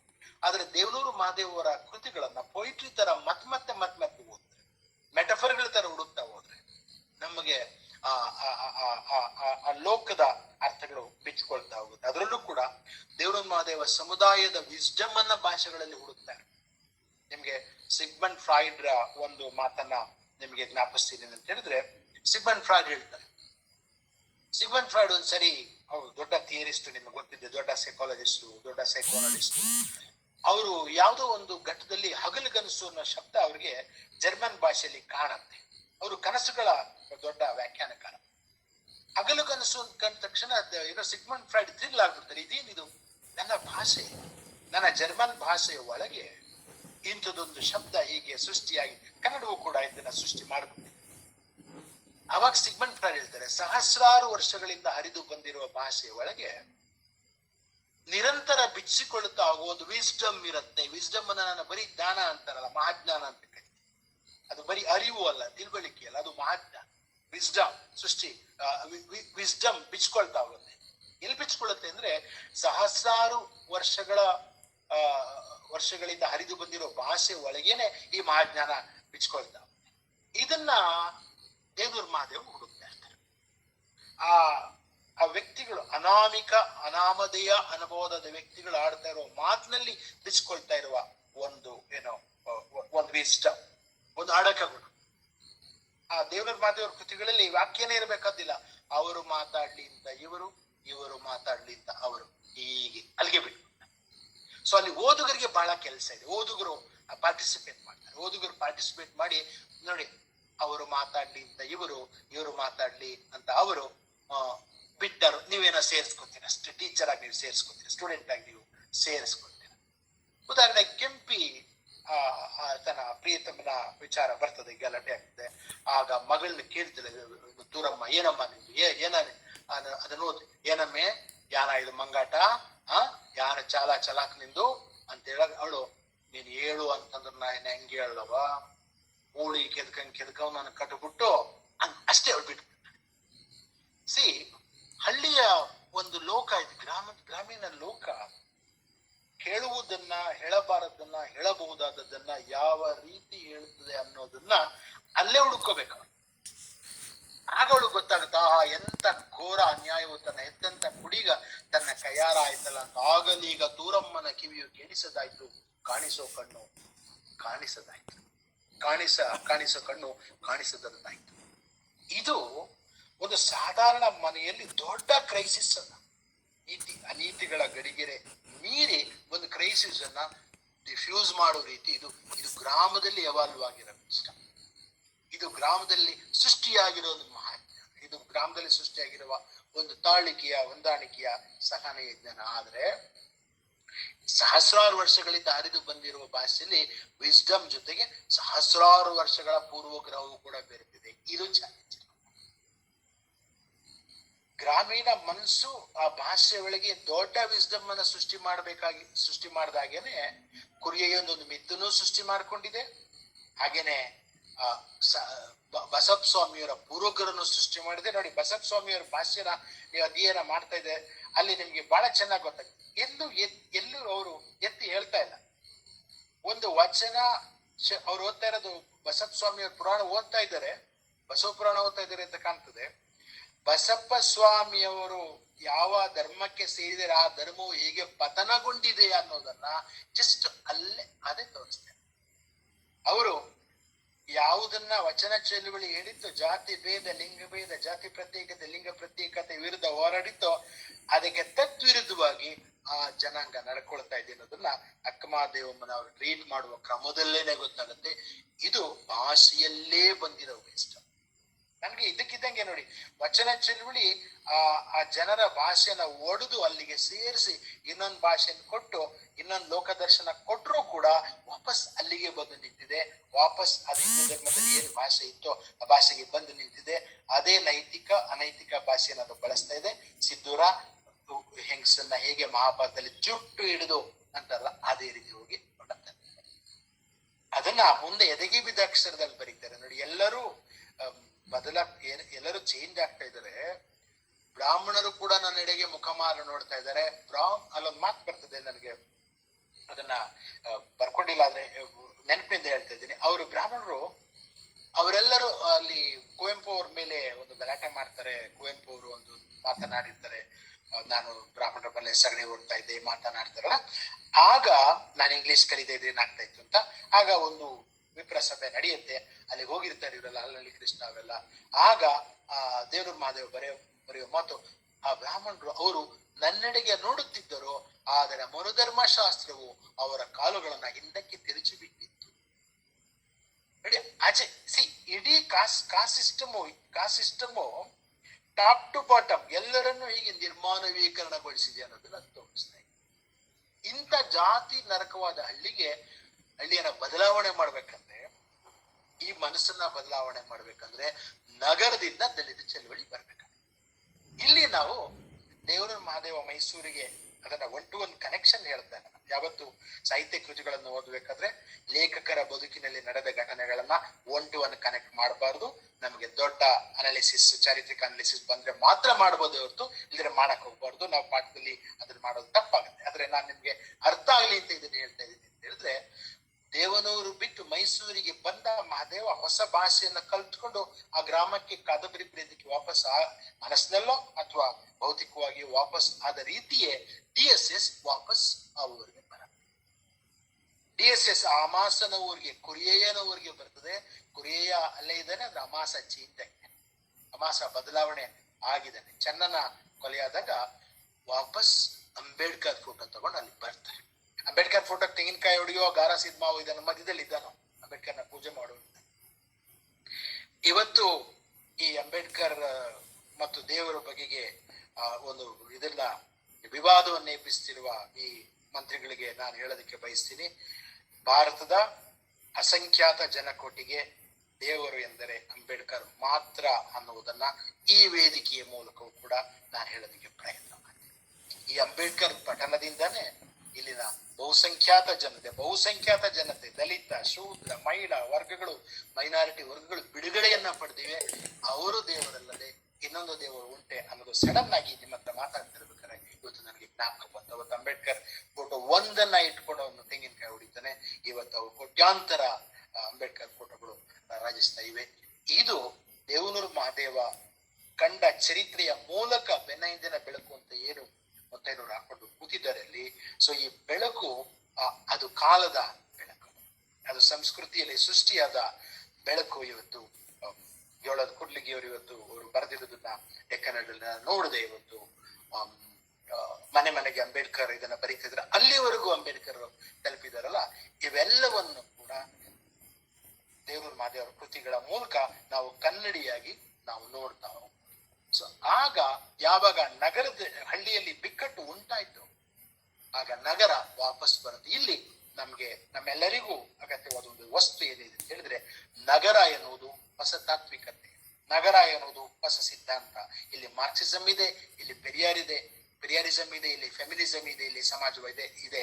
ಇದನ್ನ ತಗೊಂಡು ನಾವು ಕದಲದ ಹಳ್ಳಿಗಳಿಗೆ ವಾಪಸ್ ಹೋಗ್ತೀವಲ್ಲ, ನಮ್ಮ ಕೃತಿಗಳ ಮೂಲಕ, ನಮ್ಮ ಟೀಚಿಂಗ್ ಮೂಲಕ, ನಮ್ಮ ಟೆಕ್ಸ್ಟ್ ಬುಕ್ಗಳ ಮೂಲಕ, ನಿಮ್ಮ ಸ್ಟೂಡೆಂಟ್ಸ್ ಗಳಿಗೆ ನೀವು ಟೀಚ್ ಮಾಡೋ ತನಕ ಅದನ್ನ ನೀವು ಹೋಗ್ತಾ ಇದ್ದೀವಿ ಅಂದ್ರೆ ಆಗ ಹೋಗ್ತಾ ಇದ್ರಿ. ನೀವು ಹಳ್ಳಿಯಿಂದ ನಿಮ್ಮ ಊರಿಗೆ ಶಿವಮೊಗ್ಗಕ್ಕೆ ಬಂದ ಒಬ್ಬ ಹುಡುಗಿಗೆ ಇವನ್ನೆಲ್ಲ ಬೋಧಿಸ್ತಾ ಇದ್ರಲ್ಲ, ಅದ್ರ ಮೂಲಕ ವಾಪಸ್ ಇವನ್ನ ತಗೊಂಡು ಹೋಗ್ತಾ ಇದ್ರಿ. ಸೊ ಆದ್ರಿಂದ ದೇವ್ರು ನಗರಕ್ಕೆ ಬಂದ ದೇವರು ನೊಂದವರ ಭಾಷೆಯನ್ನೇ ಬಳಸಿ, ನೊಂದವರು ಫೀಲ್ ಮಾಡುವ ರೀತಿ ಭಾಷೆಯನ್ನ ಬಳಸಿದ್ರು.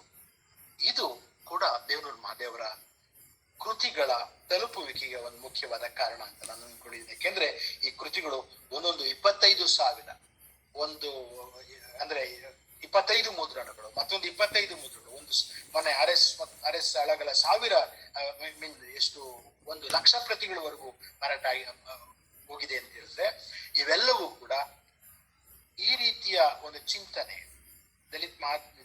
ದಲಿತ ಸಾಹಿತ್ಯ ಅಂತ ಅಲ್ಲ. ದೇವನೂರು ಮಹಾದೇವರ ಒಟ್ಟು ಸಾಂಸ್ಕೃತಿಕ ಚಿಂತನೆ ಅಥವಾ ಈ ರೀತಿಯ ಪ್ರಗತಿಪರ ಚಿಂತನೆ ಕರ್ನಾಟಕದಲ್ಲಿ ಸ್ವೀಕಾರ ಆಗ್ತಾ ಇರುವ ಕ್ರಮವನ್ನ ತೋರಿಸ್ತಾ ಇದೆ. ನನ್ನ ಇನ್ನೊಂದು 2 ಭಾಗ ಮಾತಾಡಿ ನಾನು ನಿಲ್ಲಿಸ್ತೀನಿ.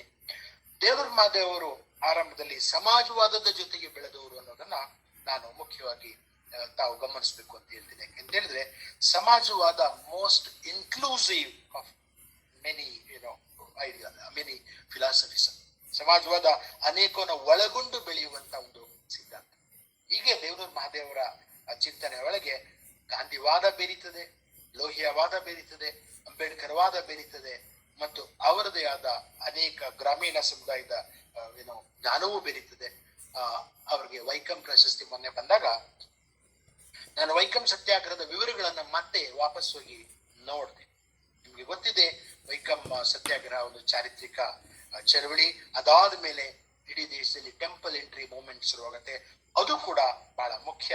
ಯಾಕೆಂತ ಹೇಳಿದ್ರೆ ಸಾಂಸ್ಕೃತಿಕ ಯಾವ ಕೇಂದ್ರಗಳಿದ್ವು ಅವುಗಳು ಚಲಿಸುವ ಕೆಲಸವನ್ನ ಈ ಘಟ್ಟ ಮಾಡುತ್ತೆ. ಆ ಸತ್ಯಾಗ್ರಹದಿಂದ ದೊಡ್ಡ ಬದಲಾವಣೆ ಆಗೋದಿಲ್ಲ ಅನ್ನೋದು ಬೇರೆ ಪ್ರಶ್ನೆ. ದಲಿತರಿಗೆ ಒಂದು ರಸ್ತೆಯಲ್ಲಿ ಓಡಾಡುವ ಒಂದು ಕನ್ಸೆಷನ್ ಮಾತ್ರ ಸಿಗುತ್ತೆ. ಆದ್ರೆ ಚರಿತ್ರೆಯ ಚಕ್ರ ಚಲಿಸೋದಕ್ಕೆ ಶುರುವಾಗತ್ತೆ. ಆ ಚರಿತ್ರೆಯ ಚಕ್ರ ಚಲಿಸಲು ಕಾರಣವಾದ ಆ ಸತ್ಯಾಗ್ರಹದ ಹೆಸರಲ್ಲಿ ದೇವನೂರು ಮಹಾದೇವರಿಗೆ ಈ ಪ್ರಶಸ್ತಿ ಬಂದಿದೆ. ಅಂಬೇಡ್ಕರ್ ಅವರು ಈ ಚಳವಳಿಯನ್ನ ಫಾಲೋ ಮಾಡ್ತಾ ಇರ್ತಾರೆ ಮುಂಬೈನಲ್ಲಿ. ಅವರಲ್ಲಿ ಬರೋದಿಲ್ಲ, ಆದ್ರೆ ಫಾಲೋ ಮಾಡ್ತಿರ್ತಾರೆ. 1925 ಅಂಬೇಡ್ಕರ್ ಅವರು ನಿಪ್ಪಾಣಿಗೆ ಬರ್ತಾರೆ. ಆ ನಿಪ್ಪಾಣಿಗೆ ಬಂದು ಒಂದು ಭಾಷಣದಲ್ಲಿ ಈ ಸತ್ಯಾಗ್ರಹ ಒಂದು ರೀತಿ ಫೇಲ್ಯೂರ್ ಅಂತಾನೆ ಅಂತಾರೆ. ಯಾಕೆ ಅಂತ ಹೇಳಿದ್ರೆ ಆ ಘಟ್ಟದಲ್ಲಿ ಸ್ವಾತಂತ್ರ್ಯ ಚಳವಳಿಯ ಒಳಗೆ ಎರಡು ಬಣಗಳಿತ್ತು. ಒಂದು ಬಣ ಏನ್ ಮಾಡ್ತಾ ಇತ್ತು ಅಂದ್ರೆ ಸಾಮಾಜಿಕ ಸುಧಾರಣೆ ಮಾಡೋದು ಬಹಳ ಮುಖ್ಯ ಅಂತ ರಾನಡೆ ಇರ್ತಾರೆ, ಗಾಂಧೀಜಿ ಇರ್ತಾರೆ. ಯಾಕಂದ್ರೆ ಗಾಂಧಿ ಒಂದು ಘಟ್ಟದಲ್ಲಿ ಸೋಷಿಯಲ್ ರಿಫಾರ್ಮೇಶನ್ ಮುಖ್ಯ, ಆಮೇಲೆ ಪೊಲಿಟಿಕಲ್ ರಿಫಾರ್ಮ್ ಅನ್ನುವ ಘಟ್ಟಕ್ಕೆ ಅವ್ರು ಹೋಗ್ತಾರೆ. Because social reform important. ಆ ಸೋಷಿಯಲ್ ರಿಫಾರ್ಮ್ ಶುರು ಮಾಡೋದು ತಿಲಕ್ ತರದವರು ಇಲ್ಲ ಪೊಲಿಟಿಕಲ್ ರಿಫಾರ್ಮ್, ರಾಜಕೀಯ ಸ್ವಾತಂತ್ರ್ಯ ಬಹಳ ಮುಖ್ಯ ಅಂತ ಹೇಳಿ ಆ ಘಟ್ಟದಲ್ಲಿ ಅಂಬೇಡ್ಕರ್ ನಿಪ್ಪಾಣಿಯಲ್ಲಿ, ಬೆಳಗಾವಿಯ ನಿಪ್ಪಾಣಿಯಲ್ಲಿ ಭಾಷಣ ಮಾಡ್ತಾ ಯಾಕೆ ಸಾಮಾಜಿಕ ಪ್ರಶ್ನೆಗಳು ಬಹಳ ಮುಖ್ಯ ರಾಜಕೀಯ ಪ್ರಶ್ನೆಗಳಿಗಿಂತ ಅಂತ ಮಾತಾಡ್ಬೇಕಾದ್ರೆ ಸೋಷಿಯಲ್ ಚೇಂಜ್ ಮೊದಲು ಬೇಕು ಅನ್ನೋದನ್ನ ಸೂಚನೆ ಮಾಡ್ತಾರೆ. ನಾನು ಇದನ್ನ ಯಾಕೆ ಕನೆಕ್ಟ್ ಮಾಡ್ತಾ ಇದ್ದೀನಿ ಹೇಳಿದ್ರೆ, ಚರಿತೆಯಲ್ಲಿ ಒಂದು ಘಟ್ಟದಲ್ಲಿ ದೇವನೂರು ಮಹಾದೇವರು ಚಳುವಳಿಗೆ ಇಳಿದಾಗ ಅಥವಾ ಚಳುವಳಿ ಅವರನ್ನ ಕರೆದುಕೊಂಡಾಗ ಅವರು ಕೂಡ ಸೋಷಿಯಲ್ ಚೇಂಜ್, ಸಾಮಾಜಿಕ ಬದಲಾವಣೆ ಮೊದಲು ಅಂತ ಹೊರಟು. ಅಂಬೇಡ್ಕರ್ ಅವರು ಮುಂದೆ ಸೋಷಿಯಲ್ ಚೇಂಜ್ಗೆ ಪೂರಕವಾಗಿ ಪೊಲಿಟಿಕಲ್ ಪಾರ್ಟಿ ಬೇಕು ಅಂತ ಹೊರಡ್ತಾರೆ ಅಂಬೇಡ್ಕರ್. ಅಷ್ಟೊತ್ತಿಗೆ ಕಾಲ ಏನೋ ಉರುಳಿರುತ್ತೆ. ಅಷ್ಟೊತ್ತಿಗೆ ಅಂಬೇಡ್ಕರ್ ಅವರಿಗೆ ಪೊಲಿಟಿಕಲ್ ಪಾರ್ಟಿಯನ್ನ ರೂಪಿಸುವ ಅಂದ್ರೆ ಕನಸು ಇರುತ್ತೆ, ರೂಪಿಸೋದಕ್ಕೆ ಆಗೋದಿಲ್ಲ. ಆದ್ರೆ ಮಹಾದೇವ್ ಮುಂದೆ ಒಂದು ಪೊಲಿಟಿಕಲ್ ಪಾರ್ಟಿ ಅಧ್ಯಕ್ಷರಾಗ್ತಾರೆ ಅನ್ನೋದನ್ನ ಕಾಲದ ಒಂದು ಮುಖ್ಯ ಘಟ್ಟವಾಗಿ ನಾನು ನೋಡ್ತಾ ಇದ್ದೀನಿ. ಬಿಕಾಸ್ ಕನ್ನಡ ಸಾಹಿತಿಗಳು ರಾಜಕೀಯಕ್ಕೆ ಇಳಿದಿರುವುದು ಮತ್ತು ರಾಜಕೀಯ ಮಾಡುವುದು, ರಾಜಕೀಯ ಪಕ್ಷಗಳ ಹಿಂಬಾಲಕರಾಗಿರುವುದು ಅಥವಾ ರಾಜಕೀಯ ಪಕ್ಷಗಳನ್ನ ಮಾರ್ಗದರ್ಶನ ಎಲ್ಲವೂ ಇದೆ. ನಾನು ಬೇರೆ ಬೇರೆ ರೀತಿಯ ಮಾದರಿಗಳನ್ನ ನಿಮ್ಮ ಮುಂದೆ ಇಡ್ತಾ ಇದ್ದೀನಿ. ಆದ್ರೆ ಮಹಾದೇವ್ ಒಂದು ಪಾರ್ಟಿಯ ಸರ್ವೋದಯ ಕರ್ನಾಟಕ ಪಾರ್ಟಿ ಅಧ್ಯಕ್ಷರು ಆಗ್ತಾರೆ. ಇದನ್ನ ನಾನು ಹತ್ರದಿಂದ ನೋಡಿ ಹೇಳ್ತಾ ಇದ್ದೀನಿ. ಯಾಕೆ ಅಂತ ಹೇಳಿದ್ರೆ ಆ ಘಟ್ಟದಲ್ಲಿ ಅವರು ನನಗೆ ಒಂದು ಕೆಲಸವನ್ನ ಕೊಡ್ತಾರೆ. ಬೆಂಗಳೂರಿನ ಒಂದು ಹೋಟೆಲ್ ಕುತ್ಕೊಂಡು ನಾನು ಮತ್ತು ದೇವನೂರು ಮಹಾದೇವ್ರ ಜೊತೆ ಪುಟ್ಟಣ್ಣನವರು ಇವರೆಲ್ಲ ಸೇರ್ಕೊಂಡು ಮಾತಾಡಿದ ಕ್ರಮವನ್ನೇ ಸರ್ವೋದಯ ಕರ್ನಾಟಕದ ಪ್ರಣಾಳಿಕೆಯಾಗಿ ಬರೆಯುವ ಒಂದು ಸದಾವಕಾಶ ನನಗೆ ಸಿಕ್ಕಿತ್ತು. ನಾನು ಅದರಲ್ಲಿ ಒಂದು ಮಾಧ್ಯಮವಾಗಿ ಕೆಲಸ ಮಾಡಿದ್ದೀನಿ ಅಂತ ಅನ್ಕೊಂಡಿದ್ದೀನಿ.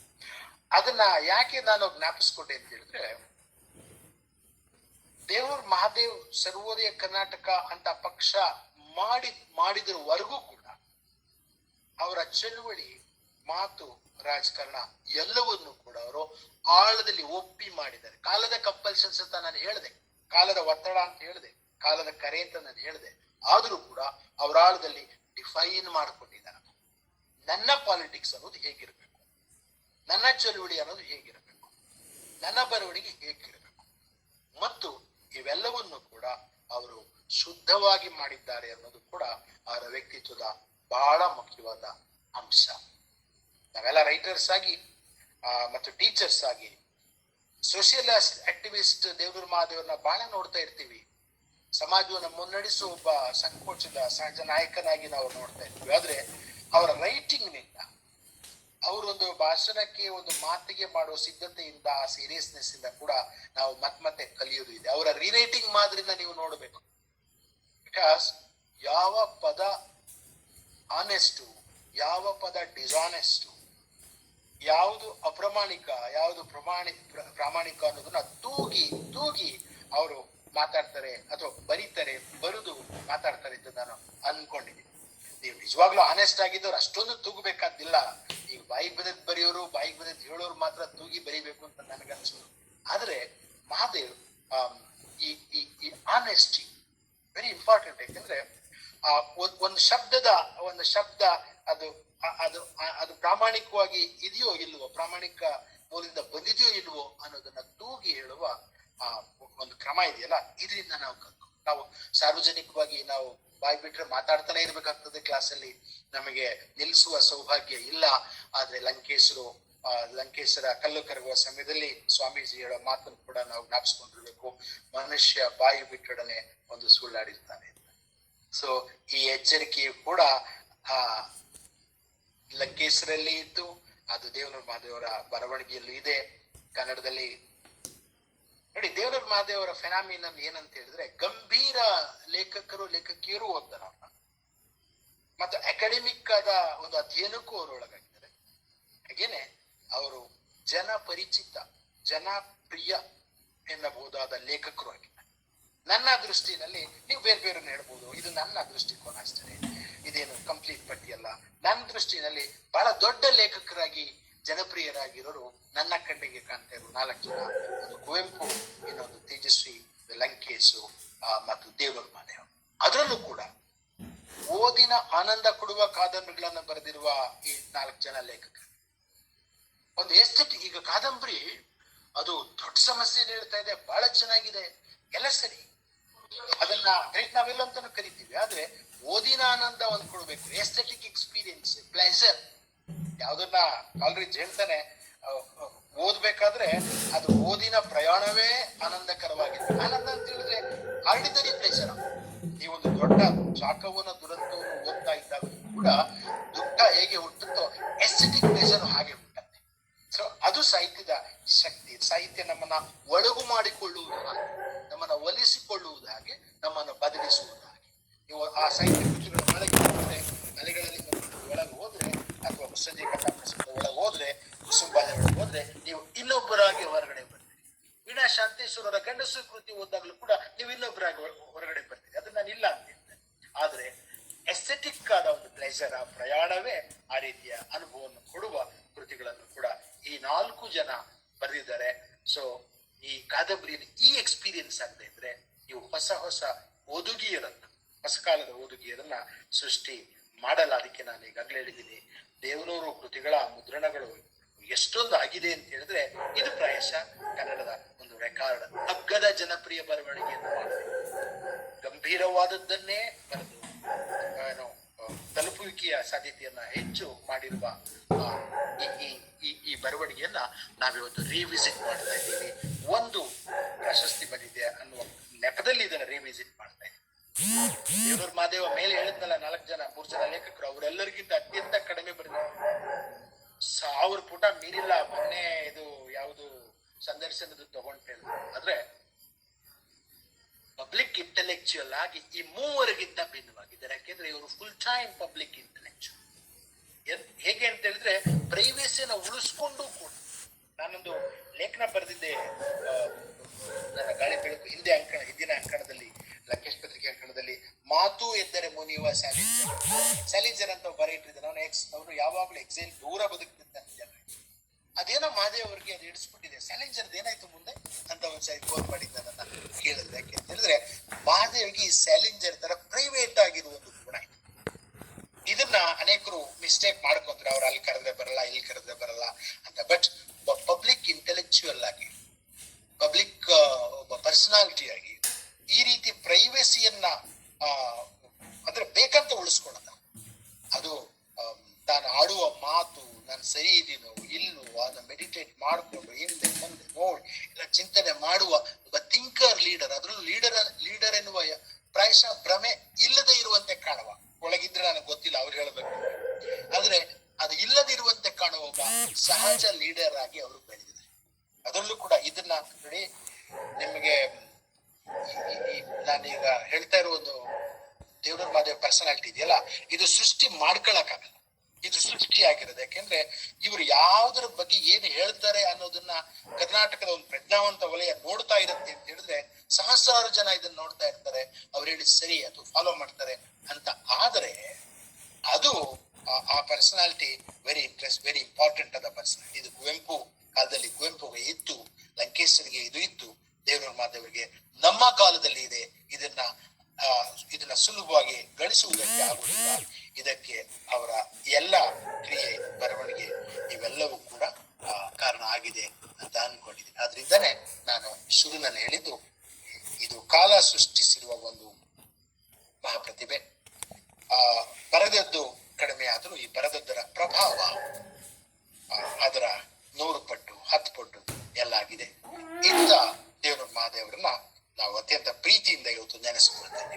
ಅದ್ರ ಜೊತೆಗೇನೆ ಅವ್ರನ್ನ ಅಗ್ಗವಾಗಿ ಟೀಕಿಸಿ ಜನಪ್ರಿಯವಾಗುವ ಜನರಿಗೂ ಕೂಡ ನಾನೊಂದು ರಿಕ್ವೆಸ್ಟ್ ಮಾಡ್ಕೊಳ್ತಾ ಇದ್ದೀನಿ ಅಂತ ಹೇಳಿದ್ರೆ, ಈ ತರ ಪರ್ಸನಾಲಿಟಿಗಳು ಕನ್ನಡ ಸಂಸ್ಕೃತಿ ಸೃಷ್ಟಿ ಮಾಡಿರುವ ಇನ್ನು ದೊಡ್ಡ ಪರ್ಸನಾಲಿಟಿ.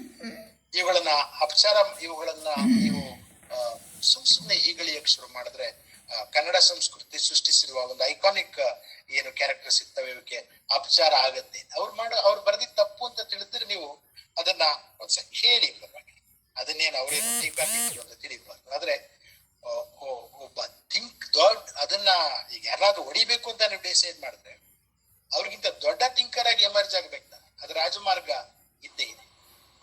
ಸೊ ಇಂಥ ದೇವನವರು ತಮ್ಮ ರಾಜಕಾರಣ, ಚಳುವಳಿ, ಕ್ರಿಯೆ, ಬರವಣಿಗೆ, ವ್ಯಕ್ತಿತ್ವ, ಪ್ರತಿಕ್ರಿಯೆ, ಸ್ಪಂದನ ಹಾಗೂ ನಮ್ಮಂಥ ಸಹಸ್ರಾರು ಜನರ ಜೊತೆ ಸಹಜ ಸ್ನೇಹ ಇವೆಲ್ಲದರ ಮೂಲಕ ಒಂದು ಸುಂದರ ಆದರ್ಶ ಅಂತ ಕರಿಬಹುದಾದ ಒಂದು ಮಾದರಿಯನ್ನ ಸೃಷ್ಟಿ ಮಾಡಿದ್ದಾರೆ.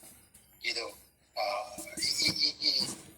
ಈ ವ್ಯಕ್ತಿತ್ವ ಮತ್ತು ಈ ವಿದ್ಯಮಾನ ಮತ್ತು ಈ ಕೃತಿಗಳನ್ನ ನಾವು ಆಳವಾಗಿ ಹತ್ತಿರವಾಗಿ ಓದೋಣ, ಮತ್ತೆ ಮತ್ತೆ ನೋಡೋಣ, ಸಾಧ್ಯವಾದರೆ ಇದನ್ನ ಮೀರಿ ಮುಂದೆ ಹೋಗೋಣ ಅಂತ ಹೇಳಿ ಇಷ್ಟು ಮಾತುಗಳನ್ನ ಆಡೋದಕ್ಕೆ, ಇಷ್ಟು ದೀರ್ಘವಾದ ಮಾತುಗಳನ್ನ ಆಡೋದಕ್ಕೆ ನಿಮ್ಮ ಯೂನಿವರ್ಸಿಟಿಯ ಕನ್ನಡ ಅಧ್ಯಾಪಕ, ಅಲ್ಲಿ ನಾನು ಮತ್ತೆ ತಿಂತಾ ಇದ್ದೀನಿ ಆಗ್ಲಿಂದ, ಕನ್ನಡ ಅಧ್ಯಾಪಕಿಯರ ವೇದಿಕೆ ನನಗೆ ಅವಕಾಶ ಮಾಡಿಕೊಟ್ಟಿದ್ದಕ್ಕೆ ಎಲ್ರಿಗೂ ಧನ್ಯವಾದಗಳು. ಥ್ಯಾಂಕ್ಸು.